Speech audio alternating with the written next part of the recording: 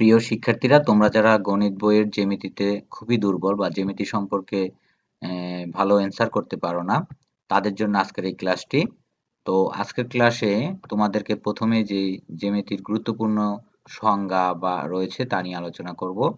এখানে দেখো, স্থান কাকে বলে? কোনো নির্দিষ্ট আকারের বস্তু যতটুকু জায়গা দখল করে তাকে স্থান বলে। এখানে তোমরা একটি বস্তু দেখতে পাচ্ছ, এই বস্তুটি যে জায়গাটা দখল করে আছে এটাই হচ্ছে একটা স্থান। তো এরপরে তল বা পার্শ্ব বলতে আমরা কি বুঝি? কোনো একটি বস্তুর প্রতিটি পার্শ্বকে তল বলে। যেমন দেখো, এখানে একটি বস্তু রয়েছে, এর একটি পার্শ্ব রয়েছে, যেমন এ, আমরা ক খ দিয়ে লিখি, ক খ গ ঘ।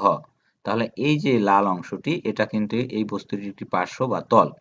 একইভাবে আমরা বলতে পারি, যেমন এই হলুদ অংশটি, যেমন এটাকে আমরা চিহ্নিত করলাম ঘ উম গ চ। তো এখানে এই গ ঘ উম চ আরেকটি তল। তাহলে এই বস্তুটির আমরা দুটি তল কিন্তু স্পষ্ট দেখতে পাচ্ছি। একইভাবে যে নীল অংশটি, এটাও কিন্তু বস্তুটির আরেকটি তল। তো এটাকে আমরা যদি ছ লিখি এখানে, তাহলে খ গ চ ছ আরেকটি তল। তো আমরা তল সম্পর্কে বুঝলাম। চলো এবার দেখি আরেকটি গুরুত্বপূর্ণ সংজ্ঞা, রেখা। আমরা রেখা কি জিনিস সেটা দেখব। যার কোনো প্রান্ত বিন্দু নেই এবং নির্দিষ্ট কোনো দৈর্ঘ্য নেই তাকে রেখা বলে। এখানে এবি সরল রেখা। এবি হচ্ছে, যেমন আমি এখানে একটি দাগ অঙ্কন করলাম, যেটাকে আমরা সরল রেখা বলতে পারি। এখানে দেখো, দুইটা অ্যারো চিহ্ন দিছি, কারণ হচ্ছে এর কোনো প্রান্ত বিন্দু নেই এবং নির্দিষ্ট দৈর্ঘ্য নেই। এই দুইটা অ্যারো চিহ্ন দেওয়ার অর্থ হচ্ছে যে এর কোনো নির্দিষ্ট প্রান্ত বিন্দু নেই এবং কোনো দৈর্ঘ্য নেই। এরপরে তো আমরা একে নাম দিলাম এ বি। তাহলে এখানে এ বি একটি সরলরেখা।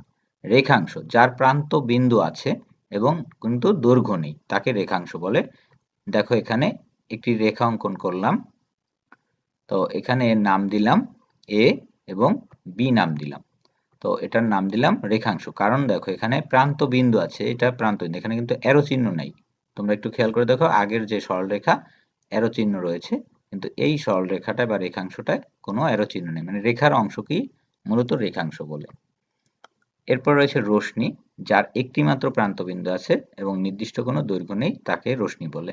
তোমরা এখানে চিত্রে দেখতে পাচ্ছ, এই যে এখানে প্রান্ত বিন্দু রয়েছে কিন্তু এই পাশে অ্যারো চিহ্ন। তার মানে অ্যারো দ্বারা কি বোঝানো হচ্ছে? যে এটা আরো সামনের দিকে যেতে পারে। তার মানে এর কোনো নির্দিষ্ট কোনো দৈর্ঘ্য নেই কিন্তু একটা প্রান্ত বিন্দু রয়েছে। তো এখানে এটার নাম দিলাম এবি। তাহলে এবি হচ্ছে একটি রশ্মি। এরপরে রয়েছে সমান্তরাল সরলরেখা।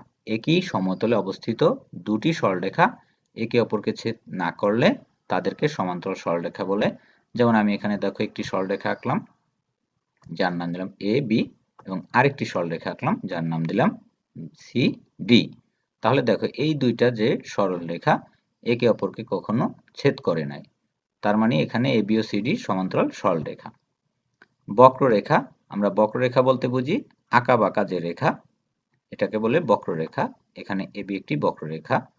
তাহলে আমরা এবার জানবো বিন্দু কি। বিন্দু অর্থ ফোঁটা।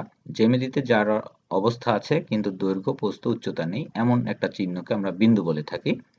তো দেখো, আমি এখানে একটা কালো রঙের বিন্দু অঙ্কন করলাম, যাকে আমরা বিন্দু বলি।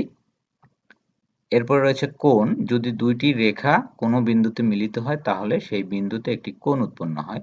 তো কোণ দেখো, আমরা এই একটা রেখা আঁকলাম যার নাম দিলাম ক এবং খ। আরেকটি রেখা দেখো এখানে মিলিত হয়েছে, যার খ গ। তাহলে এই যে দুইটা রেখা এখানে এসে মিলিত হলো খ বিন্দুতে, তাহলে এইখানে কিন্তু একটা কোণ সৃষ্টি হলো। তাহলে আশা করি তোমরা বুঝতে পেরেছো। তাহলে চিত্র একে ক খ গ একটি কোণ বা খ কোণ। আমরা এই যে খ এর সামনে যে চিহ্নটি দেখতে পাচ্ছ, এটা হচ্ছে কোণের চিহ্ন। আমরা এভাবে খ কোণও লিখতে পারি অথবা ক খ গ কোণ। তোমরা অবশ্যই মনে রাখবে, যেইখানে কোণ সৃষ্টি হবে মানে এই যে খ বিন্দুতে, সেই অক্ষরটা অবশ্যই মাঝখানে লিখবে। তোমাদেরকে আবার বলতেছি, যেই বিন্দুতে কোণ সৃষ্টি হয়েছে, যেমন এখানে খ বিন্দুতে কোণ সৃষ্টি হয়েছে, তাহলে এই যে খ অক্ষরটা মাঝখানে লিখবে এবং বাকি দুইটা অক্ষর দুই পাশে লিখলেই কোণ লেখা হয়ে যাবে। এবং অবশ্যই এই কোণ চিহ্নটা তোমরা দিয়ে দেবে। তো শিক্ষার্থী বন্ধুরা, আজকের ক্লাসটি কেমন লেগেছে কমেন্টসে অবশ্যই জানাবে। যদি